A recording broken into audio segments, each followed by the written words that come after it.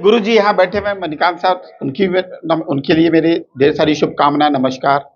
हमारे motivational speaker Amit ji यहाँ पे सारे नाम लिखे हुए हैं, और Mishra ji, mister Mishra and all other thing, they यहाँ हैं, उनको नमस्कार। इस समाज के अग्रज यहाँ बैठे हैं, आप सभी को ढेरों शुभकामनाएं, नमस्कार। अगर राजनीतिक गलियारे से यहाँ पे लोग बैठे हुए हैं, उनको भी ढेर सारे शुभकामनाएं, नमस्कार।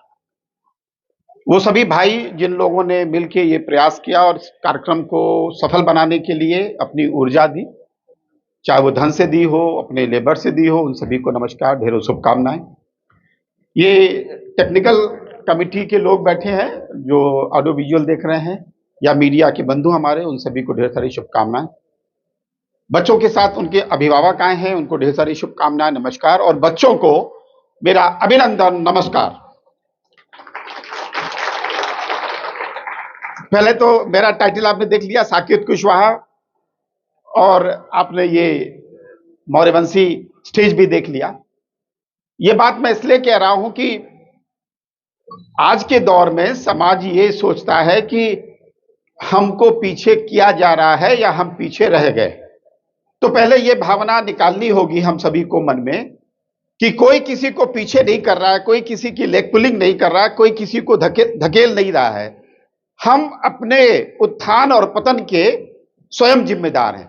तो मुझे बच्चों से यह कहना होगा कि अगर आपको आगे बढ़ना है, कोचिंग में मणिकांत सर हैं और मिस्टर मिश्रा है, सारे लोग हैं, और अभी जावेद भाई ने बोला कि हम लोग विद्यालय में, विश्वविद्यालय में या कोचिंग में धन उपार्जन कर रहे हैं ना, पैसे बना रहे हैं। यह भी एक बिजनेस प्रारूप है। जिसको उसकी जाने की जरूरत है, जिसको पानी पीना है, प्यासा है, तो वो पानी पीने के लिए कुएं पे जाएगा, नल पे जाएगा, वो पानी पिएगा।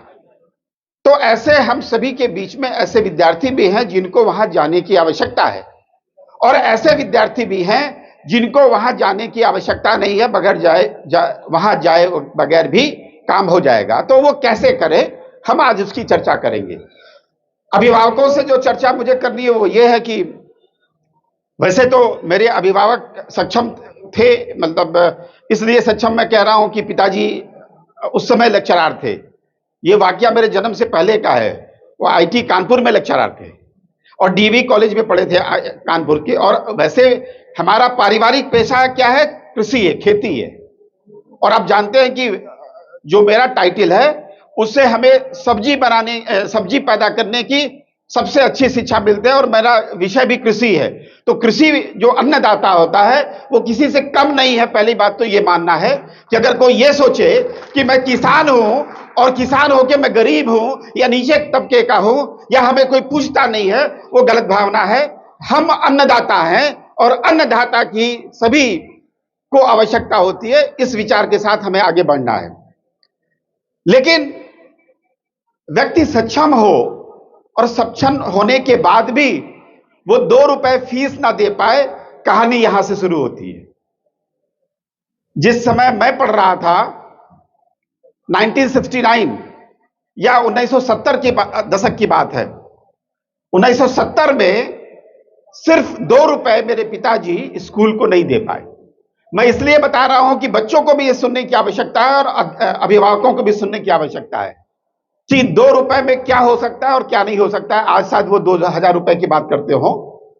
तो उस समय हमारे 4 भाई बहन हम पढ़ते थे और 50 पैसा एक की फीस थी। कुल फीस 2 रुपए थी और पिताजी 2 रुपए नहीं दे पाए। तो आप जानना चाहेंगे कि वो 2 रुपए क्यों नहीं दे पाए? 2 रुपए बड़ी छोटी सी रकम हुआ करती है, आज भी छोटी है, पहले भी शायद छोटी हुआ करती थी। 2 रुपए वो इसलिए नहीं दे पाए क्योंकि उनको दूसरों की मदद करने में बड़ा मजा आता था। अगर हम बीमार हैं और हमें डॉक्टर के पास ले जाने के लिए वो बाहर निकले और रास्ते में कोई मिल गया और उसने कहा कि मुझे पैसे की आवश्यकता है, तो मेरे पिताजी को उसकी चिंता नहीं होती थी कि बच्चे का इलाज कैसे होगा। उनका यह मानना है कि अगर ये बीमार है तो इसका इलाज कोई ना कोई अवश्य करेगा। तो इस विचार के साथ उन्होंने उस दिन फीस के पैसे किसी को दे दिए और हमारी फीस जमा नहीं हुई। कहानी यहां से शुरू हुई और हम बड़ी पिटी। उस दिन हमारी पिटाई बहुत लगी। तो मेरे मन में एक विचार आया, ये उन बच्चों को सुनने की आवश्यकता है जो पापा मम्मी के पैसे से महंगे मोबाइल खरीदते हैं, महंगे मोटरसाइकिल लेते हैं, तेल भरवाते हैं, गाड़ी में चलते हैं। ये उन बच्चों को सुनने की आवश्यकता है। तो मैंने उस दिन निर्णय लिया, मेरी उम्र रही होगी तकरीबन 8 साल। मैंने ये सोचा कि अब मैं पिताजी से पैसे नहीं मांगूंगा, और कृषि पढ़ने के पीछे मेरी यही भावना थी। मेरे पिताजी 1996 में नोबेल प्राइज के एशिया चैप्टर के चीफ जूरी थे, केमिस्ट्री एंड फिजिक्स में। He was the chief jury. मतलब एशिया से किनको नोबेल प्राइज के लिए जाना चाहिए, ये पिताजी निर्णय लेते थे। ये उनकी बात है, और मैं उनका बेटा भी हूं। लेकिन मैंने फिजिक्स नहीं पढ़ी।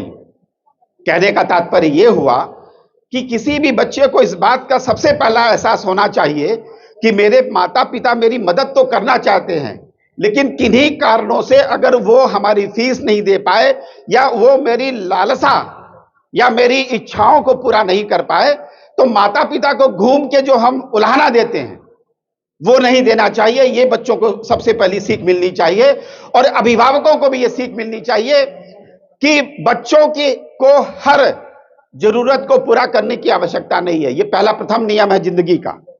कोशिश अवश्य करनी चाहिए अच्छे काम के लिए, लेकिन उसके लग्जरी में, यानी कि जरूरत है खाने की दवा की, वो जरूर करिए। लेकिन अगर वो कहे कि हम पढ़ने तभी जाएंगे और हमें मोटरसाइकिल चाहिए, तो उसकी आवश्यकता नहीं है। मेरा यह मानना है कि अगर मेरे में इतनी कुवत है, जिसको हम आपकी भाषा में, अपनी भाषा में औकात बोलते हैं, अगर मेरे में वो औकात है, तो हम अपने पैसे से ही मर्सिडीज खरीदेंगे, अपने पैसे से ही हवाई जहाज में जाएंगे, पापा से पैसे नहीं लेंगे। ये विचार होना चाहिए। इसलिए बच्चों को ये मैं निवेदन करूंगा कि अपने जरूरतों को कम करिए।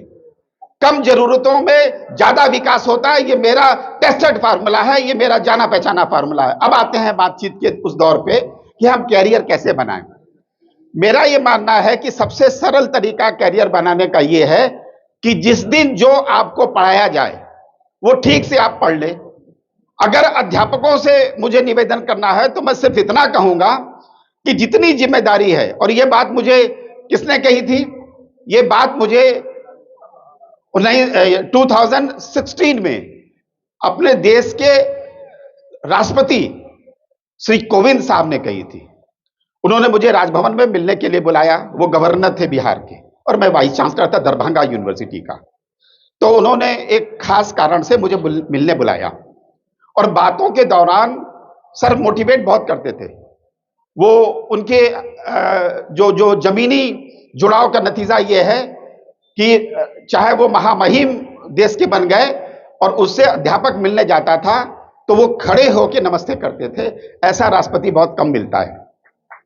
तो सर ने मुझसे ये कहा, उस समय गवर्नर सर थे, अभी तो बाद में प्रेसिडेंट सर हुए। उन्होंने मुझसे ये कहा कि साकेत, वो मुझे बुलाते थे, कि साकेत जी बहुत करने की आवश्यकता नहीं है।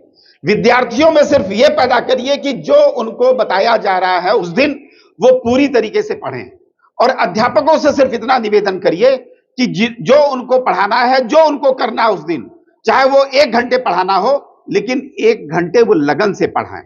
तो यही मैं आपसे कहता हूं कि अगर आप 4 घंटे स्कूल में जाते हैं विद्यार्थी, और 4 घंटे लगन से पढ़ लें, और वो भी क्लासरूम में पढ़ लें, तो मुझे लगता नहीं है कि आपको किसी कोचिंग की आवश्यकता है या जीवन के किसी दर्शन की आवश्यकता है। यानी कि आप चीजों को सही समय पे सही मात्रा में करें, इसकी आवश्यकता तो विद्यार्थियों को यह जानने की आवश्यकता है। अपने देश में बच्चियों के लिए बहुत सारी प्रॉब्लम्स हैं, और इसकी प्रॉब्लम तो सीमा समृद्धि जी का नाम अभी मैंने देखा था, जिन्होंने निर्भया कांड का मुकदमा लड़ा था। मेरा यह मानना है कि शायद हम बचपन से ही गलती करने लगते हैं और हमें बताने वाला कोई नहीं रहता है। मैं दुनिया के शायद 18-20 कंट्री में यात्राएं कर चुका हूं, अपने व्याख्यान दे चुका हूं, बातचीत कर चुका हूं। जितनी विविधता अपने देश में है, दुनिया के किसी देश में उतनी डाइवर्सिफिकेशन, जिसे विविधता बोलते हैं, यानी कि अमीर गरीब, बहुत अमीर बहुत गरीब, बहुत पढ़ा लिखा कम पढ़ा लिखा, एकदम पढ़ा लिखा नहीं, बड़ा घर छोटा घर बहुत छोटा घर, बड़ी खेती छोटी खेती बहुत छोटी खेती, ये नीम का पौधा, आंवले का पौधा या बायोडायवर्सिटी हॉटस्पॉट, जितनी विविधता भारतवर्ष में है उतनी विविधता देश दुनिया में किसी देश में नहीं है। लेकिन एक चीज में मुश्किल आती है, जब हमने स्त्री को देवी बना दिया, अच्छी बात है, मां लक्ष्मी है, मां पार्वती है, मां सरस्वती है, लेकिन सिर्फ सिंहासन पे ही बैठाया। अगर दैनिक जीवन में स्त्री की इज्जत करने की बात आए तो भारतीय परिवेश में उसको कमतर होकर देखा जाता है। यानी कि जो मुझे देना है, अपनी बेटी कन्या और बाकी बच्चियां हमारी कुछ नहीं लगती, ऐसी एक भावना है। मैं गंदे शब्दों का प्रयोग नहीं करता हूं और ना ही किसी को प्रोत्साहित करता हूं या किसी को कहता हूं, लेकिन भावना ऐसी ही रहती है। तो इससे बचने की आवश्यकता है। दुनिया भर के किसी देश में ऐसी कोई पीड़ा नहीं है। अपने यहां यह पीड़ा क्यों है, इसकी चर्चा घर से होनी चाहिए, परिवार से होनी चाहिए। देश के ऊर्जावान प्रधानमंत्री ने इसकी जिक्र किया था कि रात के 11 बजे बेटा घर आता है, हमने पूछा ही नहीं, और रात के 8 बजे बेटी आती है तो उससे यह पूछता हूं कि तुम अकेली कहां घूम रही थी। That is the sentence we are using. हम ये पूछते हैं। तो मानसिकता बदलने की आवश्यकता है। मेरी 3 बहनें हैं और 3 बहनों के सैंडल के साइज क्या हैं मुझे मालूम है, क्योंकि बचपन से लेकर जब पिताजी विदेश चले गए तो बहनों की सेवा करना मेरा पहला कर्तव्य होता था, और साथ में अच्छे भाई के रूप में आज भी जाना जाता हूं बहनों के बीच में। बहरहाल, तो मैं ये कह रहा था कि स्त्री धन के लिए एक समुचित प्रयास और उचित उपयोग होना चाहिए दिमाग का, इसकी आवश्यकता है। अब मैं बात आता हूं कि करियर बनाया कैसे जाए। फिर से सबसे सरल भाषा में आपको जो पढ़ना है उस दिन उसको पूरा तरीके से पढ़ें और उसको समझने का प्रयास करें। आजकल एक एनईपी 2020 का जिक्र आया होगा, सब लोगों ने सुना होगा, जिसको हम न्यू एजुकेशन पॉलिसी बोलते हैं, वैसे उसका नाम नेशनल एजुकेशन पॉलिसी 2020 है। हम लोगों ने उसमें तमाम तब्दीली कराई है। अभी उत्तर प्रदेश में भी इसका आगाज हो गया है। बच्चों को करना क्या है? बच्चों को करना यह है कि कक्षा 7-8 से ही आप अपने फोकस को, जैसे यहां पे इस समय मुझे लगता है कि 500 बच्चे बैठे होंगे, लेकिन हो सकता है कि हमारी बातों को सिर्फ 5 बच्चे ध्यान से सुन रहे हों। बाकी बच्चे या तो किसी पीड़ा से बाहर जा रहे होंगे, घूम रहे होंगे, या मेले में भी खाने को मिलेगा, या ऐसी चर्चा पे व्यस्त होंगे। यही एक गलती हमारे जीवन में शुरुआती दौर पे होती है। मैं अपनी नौकरी की बात करूं, मणिकांत साहब, वाकया था 1989-88 का, 1988 में ऐसे ही एक मीटिंग में मैं बड़ा हो गया था, मैं पीएचडी कर रहा था। ऐसे ही एक मीटिंग में मैं दिल्ली में IARI में ये MS स्वामीनाथन साहब का भाषण सुन रहा था, जिनको हम ग्रीन रिवोल्यूशन के पितामह बोलते हैं।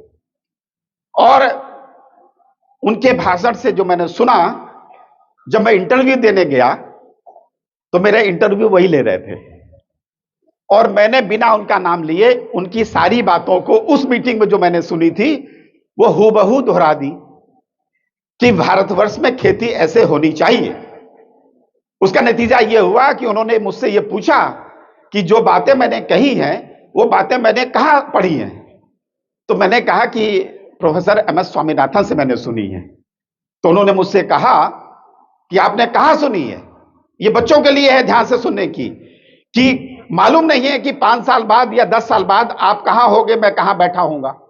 आज भी नौकरी देने के लिए हो सकता है मैं आपके सामने बैठा हूं, और आपको हमारे हाथ से नौकरी लेनी है, और आज के दिन भगवान ने आपको मौका दिया है कि बात सुनने का।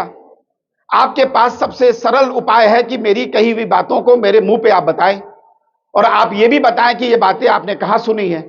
तो हो सकता है कि मेरे मन में ये विचार आए कि ये विद्यार्थी बड़ा काबिल विद्यार्थी है, ये छोटी छोटी बातों को भी ध्यान से सुनता है, तो मैं आपको नौकरी देने के लिए प्रेरणा ले लूं। मैंने उस दिन वही किया। जो बातें मुझे किसी व्यक्ति से 15 साल पहले सुनने को मिली, वो 15 साल बाद मैंने उनको सुनाई, और मेरी नौकरी उसी दिन पक्की हो गई। तो मैं ये कह रहा था कि जब भी किसी फंक्शन में आप जाएं, बड़े ध्यान से वो सारी बातों को सुनना चाहिए और उन सारी बातों को समझने का प्रयास करना चाहिए। तो अब आते हैं हम कि अगर विद्यार्थी को कक्षा 7-8 में, जैसे मैंने पिताजी से यह बता दिया था कि पिताजी मैं आपसे धन नहीं लूंगा और मैं आपका विषय भी नहीं पढ़ूंगा। पिताजी बड़े दुखी हुए थे। उन्होंने मुझसे कहा कि अगर फिजिक्स नहीं पढ़ोगे तो कैरियर कैसे बनेगा। मैंने ये भी कहा था पिताजी से, आप मेरे पिताजी अभी जिंदा हैं, आप उनसे बातचीत करेंगे तो उनको बड़ा मजा आएगा। मैंने उनसे कहा कि जो आप बनेंगे मैं वो जरूर बनूंगा। जब पिताजी वाइस चांसलर बन गए 2 बार, तो मैंने पिताजी से कहा था पिताजी मैं भी 2 बार वाइस चांसलर बनूंगा।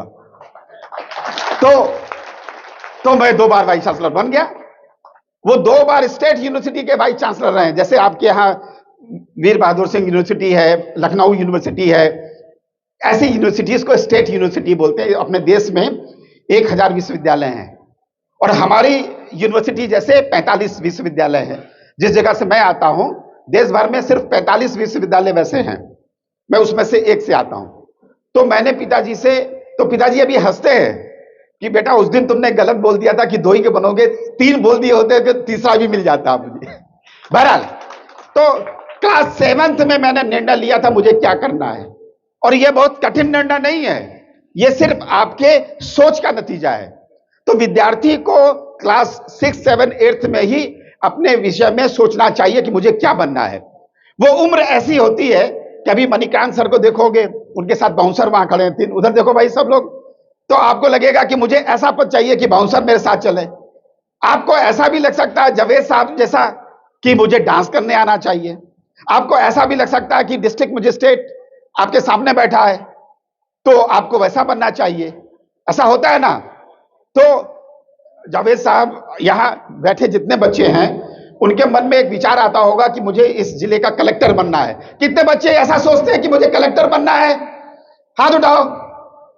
Very good. और कितने बच्चे सोचते हैं कि पुलिस कप्तान बनना है?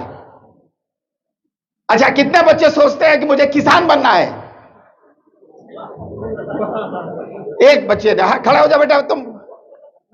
अरे वाह बिटिया, तुम मेरे जैसी बनोगी। जानते हैं ये मैंने सवाल क्यों पूछा? मैं आपको बताऊं कि बैठ जाओ बेटा, जीवन में आगे बढ़ने के लिए पुलिस कप्तान होना, डिस्ट्रिक्ट मजिस्ट्रेट होना बड़ी बात नहीं है, या वाइस चांसलर होना बड़ी बात नहीं है। ये आपको सब कुछ मिल सकता है बशर्ते आप में वो लगन होनी चाहिए। अभी मैं एक वीडियो देख रहा था, सिद्दीकी भाई 1 मिनट की बात है, एक वीडियो देख रहा था।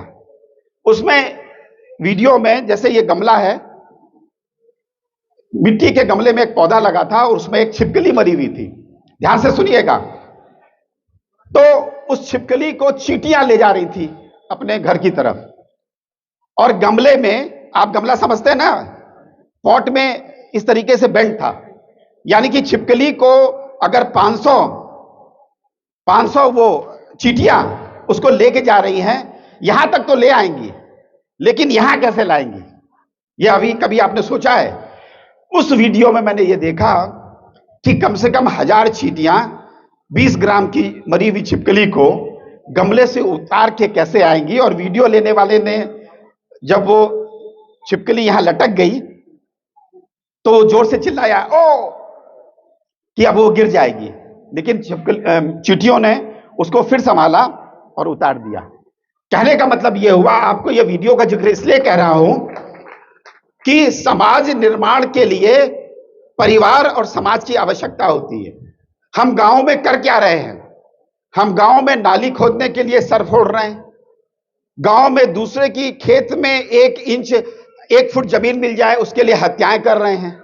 मुझे ऐसा लगता है कि हम सभी को अभी जीवन जीने के लिए बहुत कुछ सीखना आवश्यक है। एक चींटी से सीखा जा सकता है कि हमें समाज में निर्माण करना है तो एक दूसरे का सहयोग कैसे करें।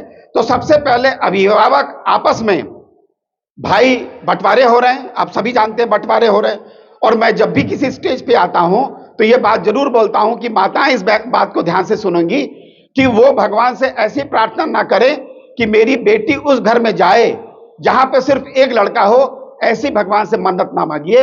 उस घर में जाए जहां पे 10 भाई हो, वहां पे बेटी प्रसन्न रहेगी, वहां समाज का निर्माण होगा, ऐसी कल्पना करनी है।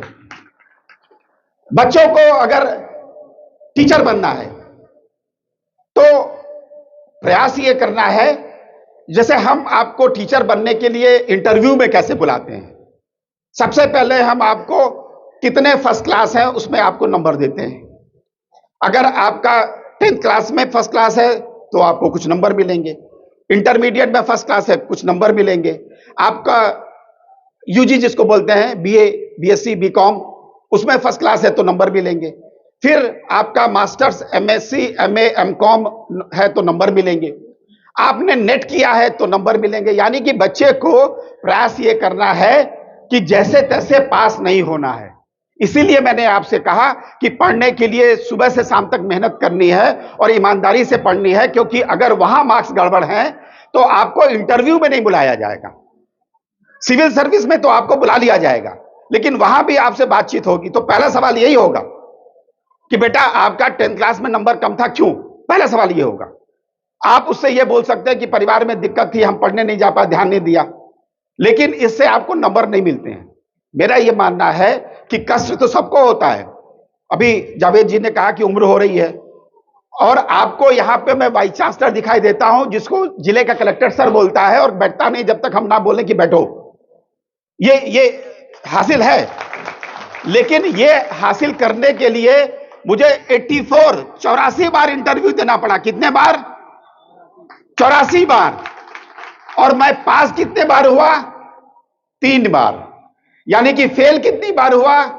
81 बार। 81 टाइम्स इज फेल्योर। और 81 टाइम्स में मैंने इतनी गणित सीख ली। अभी जावेद जी ने कहा कि हर नाकामी एक कामयाबी सिखाती है, तो हमने 81 टाइम फेल्योर से इतने तरीके सीखे कि अब मैं जब कहीं जाता हूं तो बेचारा मजबूरी में नंबर देता है कि किसको, इसको तो आता है ये। तो आपको मैं ये कहता हूं कि फेल्योर होना जिंदगी में बड़ी बात नहीं है, लेकिन फेल्योर के साथ कुछ सीखना नहीं, वो सबसे बड़ी कमजोरी होती है। हमारे चरित्र निर्माता जिनके हम बोलते हैं, और विवेकानंद जी कहते थे कि अपने लक्ष्य की तरफ भाग के जाओ। अगर भाग नहीं सकते, पैर कमजोर है, तो धीरे धीरे चल के जाओ। अगर आप चल भी नहीं सकते तो घिसट के जाओ, लेकिन लक्ष्य की तरफ बढ़ो। अगर ये प्रयास हम करेंगे तो पहली बात आपको अच्छे नंबर लाने हैं। दूसरी बात, आपको एक एग्जाम होता है, नेट एग्जाम। मैं आपको बताऊं कि कभी कभी मास्टर्स डिग्री करने के बाद लोग बोलते हैं ना प्रोफेसर बन गया। वो प्रोफेसर 20,000 रुपए में बनता है, यानी कि उसको 20,000 की तनख्वाह मिलेगी। लेकिन जिस विधि से हम आपको बुला के प्रोफेसर बनाएंगे, उसमें आपको हम महीने में कितना देते हैं प्रोफेसर को? 3 लाख। तो ये आपको निर्णय लेना है कि आपको 20,000 वाला प्रोफेसर बनना है कि आपको 3 लाख वाला प्रोफेसर बनना है। तो उसके लिए प्रयास, समुचित प्रयास, हम उसको बोलते हैं। अच्छा, मैं सिद्दीकी भाई, मैं ये कहूं कि मैं इसको धकेलना चाहता हूं और मैं इसको ऐसे छू दूं तो ये धक्का देना होगा? नहीं होगा। इसको धकेलने के लिए मुझे ऊर्जा लगानी पड़ेगी, है ना? यानी कि जिंदगी में अगर कुछ पाना है तो समुचित उसके योग्य ऊर्जा लगानी चाहिए, ऐसे प्रयास करने पड़ते हैं। तो विद्यार्थियों को इस बात का ध्यान रखना पड़ेगा। अभी मैं आज सवेरे एक इंटरव्यू में बोल रहा था कि भाई बहनों को यह जाते जाते बता दूंगा कि गांव में सबसे बड़ी मुश्किल होती है कि बच्चे मन लगा के पढ़ना नहीं चाहते या पढ़ते नहीं है। आधे कारण, मैं डॉक्टर नहीं हूं, लेकिन मैंने इतने सालों, 8 साल का मैं वाइस चांसलर हो गया, मुझे यह महसूस हुआ कि गांव में बच्चों के पेट में वर्म इन्फेक्शन, कीड़े बहुत होते हैं। तो जो बच्चे सब्जी सीधे खेत से खा लेते हैं, नंगे पांव पानी में घुस जाते हैं, उनके पेट में कीड़े हो जाते हैं और हम कभी कीड़ों की दवा नहीं लेते। तो मेरा आज इससे एक छोटा सा संदेश ये होगा कि बच्चों के ट्यूबरक्लोसिस की टेस्टिंग और डॉक्टर से पूछ के पेट से कीड़े निकालने की दवा जो महज 25 रुपए में आती है, वो दवा लेने से आपके विकास में बहुत फायदा होगा। ये मेरी बात आज लिख लीजिए। और एक मजेदार बात बताऊं, अगर आपके दुधारू पशु में दूध नहीं हो रहा है, आप सोच रहे होंगे कि मैं पढ़ाई की बात करते करते हेल्थ की बात क्यों कर रहा हूं। इसकी भी आवश्यकता है, क्योंकि मैं इसका भी कार्य करता हूं। तो अगर दुधारू जानवर दूध नहीं दे रहा है तो डॉक्टर से, वेटरनरी डॉक्टर से पूछ के उसके पेट में कीड़े की दवा करेंगे, आपका दूध 60%, यानी कि अगर वो 600 ग्राम दूध देता है तो 1.2 लीटर दूध दे देगा। धन्यवाद। इनको लगा कि मेरा गला सूख रहा है, थैंक यू। तो अब मैंने क्या कहा कि आप, खैर ये कीड़े की बात हटाते हैं वरना बहुत लोगों को सुनने में तकलीफ होगी। आते हैं कि नेट करना है, तो नेट करने के बाद आपको पीएचडी करनी है। तो अगर आपको अध्यापक बनना है तो आपको अच्छे नंबर लाने होंगे, नेट करना होगा, पीएचडी करना होगा, और ये पूरा कैरियर आपका 18 साल का कैरियर है, तब जाके आपको अच्छी नौकरी मिलेगी।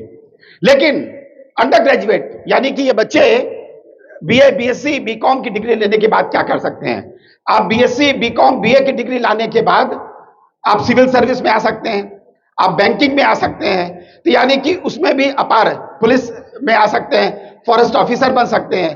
तो ग्रेजुएशन के बाद भी आप एक क्लास के गस्टेड ऑफिसर बन सकते हैं, उसकी एक लाइन होती है।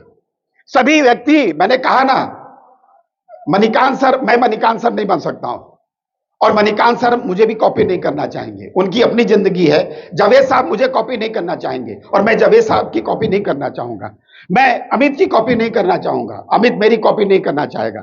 यानी कि सभी व्यक्ति अपने जीवन जीने के लिए एक रूपरेखा तय करते हैं। बच्चों को यह रूपरेखा तय करने की काबिलियत क्लास 6-7 में आनी चाहिए, स्कूलों में इसके प्रयास होने चाहिए। और संभावनाएं, नेट करने के बाद आप जेआरएफ कर सकते हैं। अगर आपके घर में पैसे नहीं हैं तो मास्टर्स डिग्री करने के बाद आप जिस एग्जाम का नाम देंगे वो डिफरेंट, यूजीसी भी आपको जेआरएफ देती है, आपको बाकी भी संस्थाएं जेआरएफ देती है। जेआरएफ का मतलब क्या हुआ? जूनियर रिसर्च फेलोशिप, यानी कि बच्चे को 35,000 रुपए महीने की स्कॉलरशिप मिलती है और उस स्कॉलरशिप से वो बच्चा आगे पढ़ सकता है। ये 4 साल हम देते हैं। तो मुझे ऐसा लगता है कि आप सब अभी बहुत छोटे हैं, आप सभी भी बहुत छोटे हैं, आगे इसके लिए एक प्रयास होगा। आज तो हम लोग ये बताने आए थे कि मैं भी आप जैसे ही परिवार से आया हूं। पिताजी उस मुकाम पे पहुंचे, लेकिन मेरी खेती 8 या 10 बीघा की खेती है कानपुर में, और मेरे पिताजी जितना अच्छा हल चलाते हैं उतना अच्छा हल कोई नहीं चला पाता है। तो हम अन्नदाता के परिवार से आते हैं और किसान के परिवार से आने का जो गौरव है उसको महसूस करिए। आगे बढ़ने के लिए असीम संभावनाएं हैं, असीम रास्ते हैं, लेकिन प्रयास आपके ईमानदारी से होने चाहिए। किसी ने अच्छा कहा है ना कि कौन कहता है कि आसमां में सुराग हो नहीं सकता? कौन कहता है आसमां में सुराग हो नहीं सकता? एक पत्थर तो तबीयत से उछालो यारो। तो आपको तबीयत से पत्थर मारना होगा। अगर किसी को मारना भी है, वैसे मारना गंदी बात है, लेकिन मारना भी है तो तबीयत से ही मारना होगा। तो अगर आपने कोई काम बगैर तबीयत के किया तो सफलता की संभावना 0 है। इसलिए सफलता हो, इसके लिए समुचित प्रयास करें।